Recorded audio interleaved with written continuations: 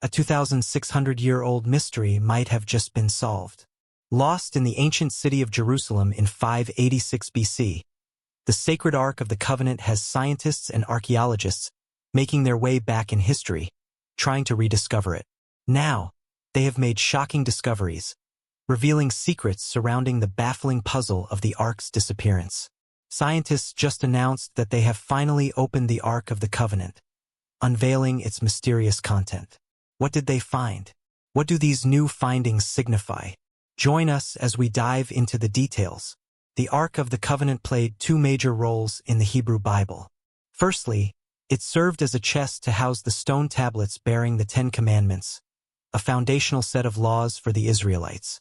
This ark was covered entirely in gold and held not only the tablets but also a golden jar containing manna and Aaron's rod, which miraculously blossomed. However, the ark had a deeper significance beyond its physical purpose. It was regarded as a spiritual channel, a place where Yahweh, the God of Israel, communicated with Moses and the Israelite priests. The ark accompanied the Israelites into battle, often playing a role in their victories.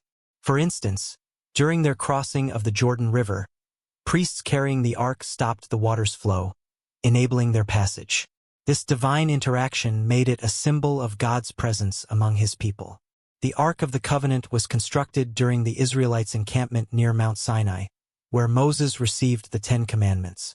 Built in conjunction with the tabernacle, it served as a treasured sanctuary for believers. Whenever the Israelites journeyed and established the tabernacle, the ark found its place in the innermost chamber, secluded by a veil from the rest of the sacred structure. Due to the sanctity of the Ark of the Covenant, strict regulations governed its handling and proximity to people. It was encased in a specially designed tent within the tabernacle and was guarded by Levite priests. Only the high priest could access the innermost chamber, the Holy of Holies, where the ark resided. Even this was permitted just once annually during the Day of Atonement, a solemn occasion when the high priest sought forgiveness for the people by sprinkling blood on the mercy seat. Now, while these are the well-known facts mentioned about the ark in historical accounts, recent scientific discoveries have unveiled lesser-known aspects that might shock many. These discoveries change many things about what we know. We are aware that any deviation from the prescribed rituals before touching the ark was met with severe consequences. An example was when Uzzah died just because he touched the ark to stabilize it during transport. Similarly, when the Philistines took the ark, calamity befell them until they returned it, indicating its sacred nature and the need for reverence. Since the ark holds so much power, it cannot be stolen or hijacked. This raises a mystifying question. How did the Ark of the Covenant disappear in the first place? The ark's disappearance from historical records has left a gaping mystery. The last known mention of it in the Hebrew Bible is in 2 Chronicles 35 verse 3, detailing King Josiah's efforts to restore the temple in Jerusalem. There are many theories around regarding its fate. One popular belief suggests the Babylonians, upon conquering Jerusalem in 586 BCE, burned or possibly took the Arkansas. While historical accounts mention the Babylonian looting of the temple, the ark isn't explicitly listed among the spoils. There's no concrete evidence linking the Babylonians to the Arkansas. Another intriguing story involves Menelik, the son of King Solomon and Queen Sheba. Ethiopian folklore speaks of Menelik taking the ark from Jerusalem to Ethiopia, safeguarding it within a temple in Aksum. This temple was supposedly concealed by monks for centuries. The Kebra Nagast, a 14th-century Ethiopian text, is a major source for the theory about the Ark of the Covenant. It narrates Menelik's journey to Jerusalem, where he encountered his father, King Solomon. Solomon wanted Menelik to stay and rule his kingdom, but he chose to return to Ethiopia. Guided by divine intervention, he and some allies transported the Arkansas. Ethiopian traditions support this theory. In every Ethiopian church, a replica called a tablet, representing the Ark, is paraded during Timkit, the holiest festival for Ethiopian Orthodox Christians. The country also has a history of Jewish influence, with the Beta Israel community believed by some to be descendants of Menelik or other Israelites who migrated to Ethiopia. Moreover, Ethiopian emperors have claimed descent from Solomon and Sheba, using this lineage to justify their rule. However, this story lacks historical or archaeological support. The site where the Ark was said to be remains inaccessible, unverified by anyone. There's even the famous tale of an Adventist adventurer who claimed to have found the Arkansas. But this, too, lacks substantial proof or corroboration. According to Jewish tradition documented in various old texts like the Zohar, Talmud, and Midrash, King Josiah foresaw Jerusalem's fall and hid the Ark along with other holy items in a secret chamber beneath the Temple Mount. The entry was sealed, supposedly marked for the Messiah's eyes only. Some biblical passages hint at the Ark's presence within the temple during its destruction. This particular theory gains some weight from archaeological findings, as it suggested there are unexplored chambers and tunnels beneath the Temple Mount. Events like the 1981 attempt to destroy the Dome of the Rock, riots over a tunnel's opening in 1996, and claims made in a 2007 documentary suggest potential connections to the hidden Arkansas. However, many scholars dispute these claims, citing a lack of substantial historical or textual evidence. While this theory is popular, some scholars have explored different avenues in the search for the lost Arkansas. For instance, they investigated the Dead Sea Scrolls, particularly the Copper Scroll. Unlike other scrolls, this one is made of metal and lists 64 locations where gold and silver items were hidden. It's believed these treasures came from Jerusalem's temple and were concealed before its destruction in 586 BCE. And here is the fascinating part.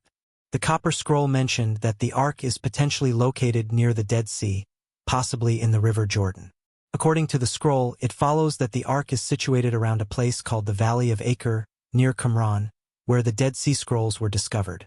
All of these claims lack concrete proof or credible documentation to support their assertions. Some discoveries have also been presented without substantial archaeological backing or scientific validation, making it hard to accept them as factual findings. Another critical challenge is the conflicting accounts and varied locations proposed for the Ark's discovery. Different theories have pinpointed distinct places. This undoubtedly leaves the question of the Ark's true location widely open. The discrepancies in proposed discovery sites have further muddled the search for truth. But multiple theories and many discrepancies after, some scientists finally confirmed that a specific site holds the actual Ark of the Covenant. They not only found the Ark but also opened it to discover the items hidden inside. How the Ark of the Covenant was discovered. In the 1980s, a self-taught researcher, Ron Wyatt, claimed to have found the Ark under Jerusalem. Wyatt alleged discovering an altar stone which suggested that early Christians identified the significance of that area. Further exploration of the area revealed holes believed to be the crucifixion posts, including a distinct one possibly linked to Jesus. Wyatt's narrative intertwined biblical predictions with archaeological findings, adding intrigue to the search for the Arkansas. He also pinpointed a site believed to be the same spot referenced in the Bible where the rock split in sorrow over Joseph's death. His team, while excavating caves, claimed to discover the Ark of the Covenant in one of these caverns. In a 1999 interview with Anchorstone International, Wyatt gave the details of his findings before succumbing to cancer. He described spotting a peculiar black substance dried in a cave's roof crack above the Ark, with traces outside on a stone.